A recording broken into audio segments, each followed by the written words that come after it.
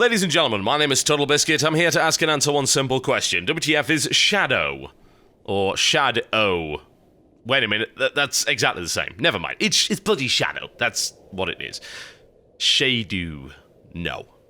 So this is by a company called, I believe it's Okugi.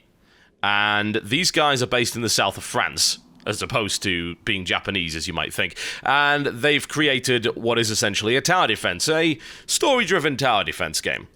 Have a quick look at the options menu. You'll see there's some customization here. You can customize camera speed, which is always nice to be able to move around in an RTS style of environment, with or without subtitles, and also quality levels. Resolution options can be set prior to actually running the game with a little loader there.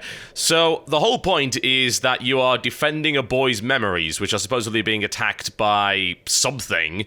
These nasty, horrible things in the background, as you can see. And the story hasn't really revealed itself too much as of yet, but we'll continue. We'll jump in and have a look at the third mission going forward. See what's going on with it. Now, hopefully I'll get a chance to actually let you listen to the soundtrack of this game, because it is really quite something. Fairly impressive, to say the least. Alright, so this is kind of your hub world. You're able to redo previous levels on a nightmare mode. If you do nightmare mode, then you gain access to additional upgrades. So you can see my companions here. This is all grayed out because I can't actually get any upgrades as of yet, but you can get spells, which you can activate, as well as upgrades for your companions. As you can probably tell, the graphic style is somewhat unique, to say the least, and I am happy to report that it looks pretty damn good in motion as well. So let us jump into Cushion Mountain, which surely cannot be a terrible place, right? Yes, it indeed can. This place is quite evil, to say the least. Note the very unpleasant-looking fog. Yes, that is actually a gameplay mechanic, and we'll be talking about that momentarily. Alright, looks like we're into the level, and no narration is occurring. So, any area that is lit up will actually push the fog back in a very pleasing, dynamic fashion. Let me show you how this works. So in this case, this is basically a light well here. I can deploy collectors at the light well to collect the luminous resource.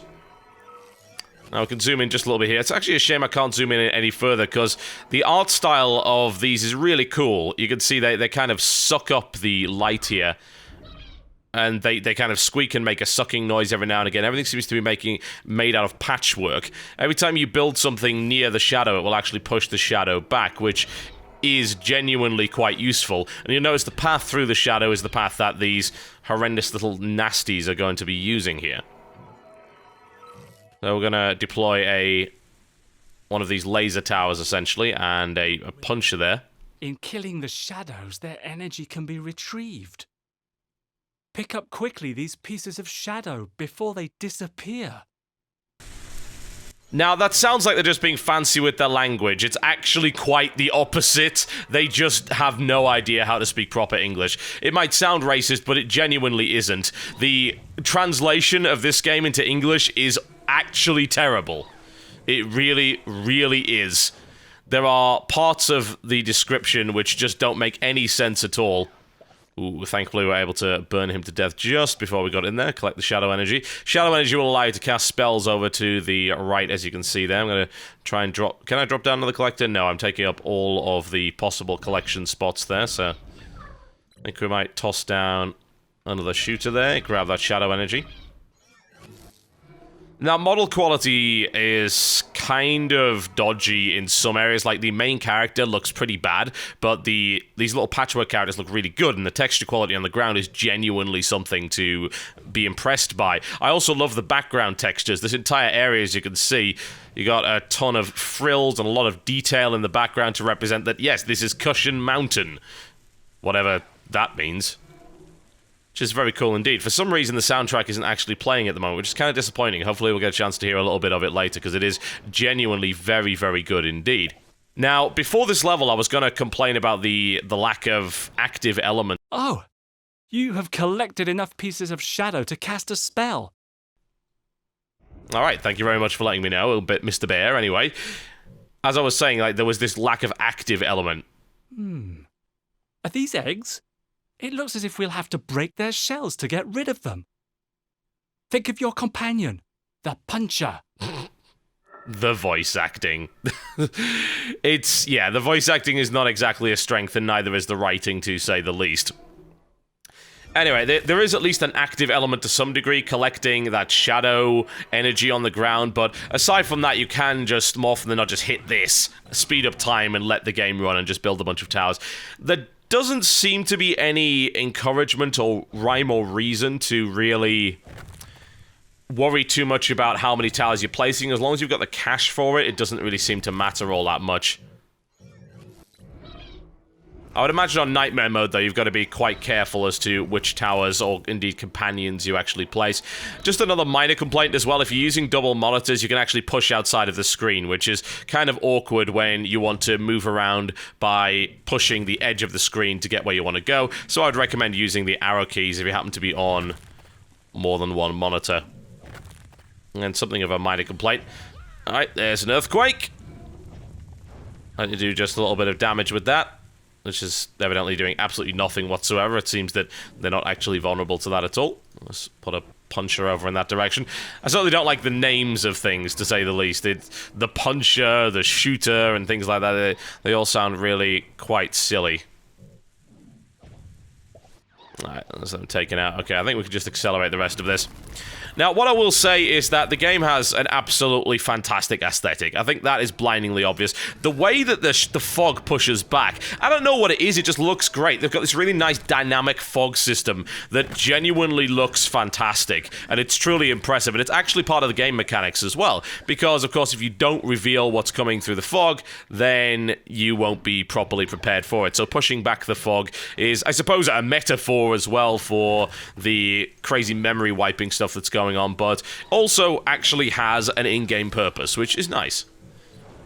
I don't find the game pretentious at all. It's almost got this dark fairy tale aspect to it, which is really quite neat.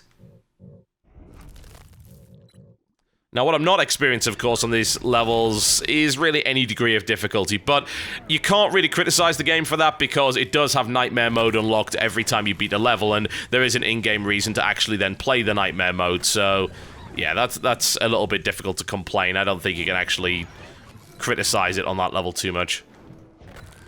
Could use an earthquake, but doesn't really seem to do all that much. There we go. Take him down. Alright, almost progressed our way through. The sound effects in the background are really quite neat. I just want to shut up for a second and see if we can get the nice little sucking noise that comes from these guys. It's kind of cute.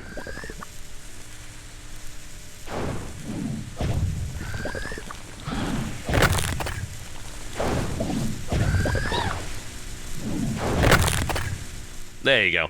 I think the only complaint I've got is that the really great soundtrack isn't for some reason playing on this level. I don't know why. It would be wonderful to keep having that music going. The game is available with the soundtrack. You can actually buy the deluxe edition, and it doesn't cost a huge amount to get the soundtrack. I think actually it may very well be worth getting, but I haven't obviously had the chance to demonstrate that to you yet because the game isn't actually giving me any soundtrack stuff at all. Lord knows why.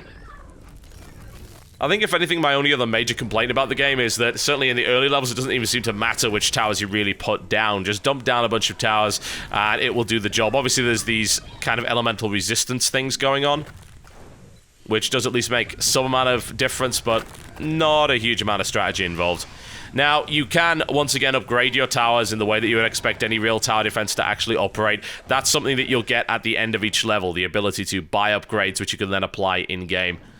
Alright, we should have almost beaten this. Let's just pop down another slowing tower there. It does take time to deploy towers as well, so that is something you do need to consider to a fairly high degree. Need to plan things ahead of time. There we go. Let's just throw down some shadow energy, do a little bit of damage, if possible. There we go. And then again, as you can probably imagine, it does have a little bit of a cooldown before you can actually use it again. Although not a huge one. Just toss out another one. There we go. And it's a tower defense game. I would say that it's definitely competent in most aspects. But I think that what really carries the game is the story. Even though the voice acting and the writing is pretty atrocious, the overall aesthetic and this kind of creepy theme that it's got going on really helps it out a lot. There's some very, very cool design aspects in this game that I really appreciate. It's the way that the enemies are designed, the way that the fog pushes back, the way that the levels are designed, the huge amount of background detail and clear TLC that's been put into making this game is quite frankly impressive. And it's really difficult to argue against that, I think. You might not like the way that it's presented, but you can't argue with the amount of effort that's been put into it. They clearly had an idea for what they wanted to present, and they're able to do so in a very effective manner. Again, just a shame the soundtrack isn't playing in the background here. Woohoo! But I could definitely do without the voice acting. No real question about that. Not great. Now what? There we go. Wonderful. Now, can we please have some of that great music that I've been hearing? Well, apparently not. Let's do a few upgrades instead. Okay, so we can upgrade that. As you can see. Which one? Oh, it's a tricky one. It's a lot more slowdown, a lot more physical damage. Yeah, we'll go with that. There we go.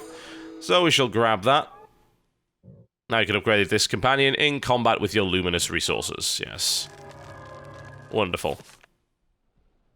Alright, there we go.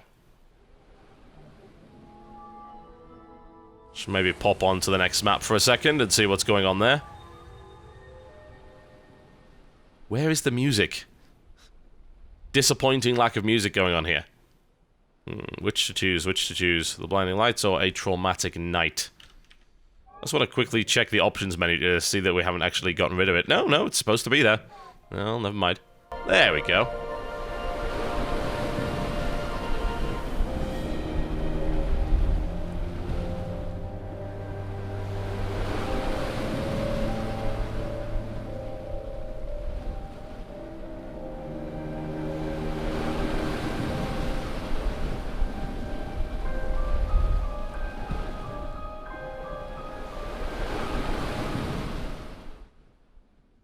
Yeah, the soundtrack really is quite something. Let's just hope that it continues to work throughout the game. We'll play one more level. Hey, there we go. I'm gonna shut up and let you listen.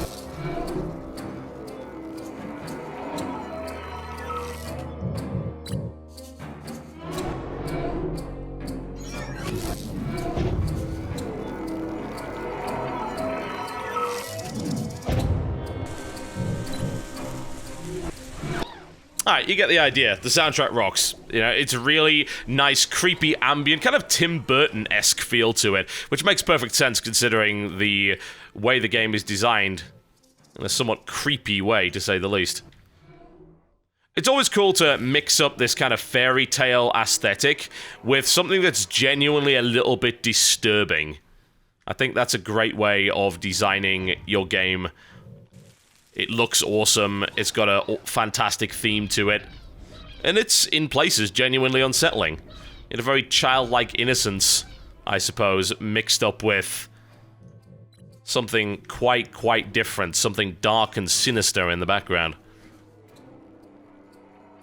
Overall, I've actually been really impressed with Shad'O up to this point. I think as a tower defense game, it's definitely competent in pretty much every aspect, but it's got some really nice, unique features that I very much enjoy. Even though I think if the writing was better, then I'd really enjoy the story much more than I currently do. The problem is the writing is badly translated. I think that's the weakest point. You saw a little bit of text there earlier where they didn't seem to even understand the basic grammatical structure of the sentence, which is unfortunate. It really is. That does kind of hit the game in the balls just a little bit while it's trying to tell a story. You don't have the clever voice acting and clever writing of a game like, say, Defense Grid. But I think if you can look past that and look into an awesome aesthetic and a game that's clearly got a lot of work and very careful planning put into it, then you'll find yourself a genuinely enjoyable tower defense experience. It does have a limited amount of replayability as a result of the Nightmare mode, and a bunch of very cool unlockables. It also gives me this Psychonauts feel, and it makes sense because you're traveling inside this kid's mind trying to rescue his memories, but all of this stuff in the background is just so fantastic to look at. It really is genuinely creative and a nice melding of solid gameplay mechanics with an interesting and thought-provoking aesthetic. Long story short, it's cool and you should have a look at it. Why indeed not, ladies and gentlemen? Currently available on Steam. I think the only problem I then have from a price point standpoint, that's a really awkward sentence, is it's for some reason the same number of, shall we use the term currency units? I guess that's the best way to describe it, in every territory. So it's $8.99, €8.99, £8.99. That really boggles my mind. That's crazy. That's clearly not what you want at all. So for the US, it's great value, but for those in the UK and Europe, not so much.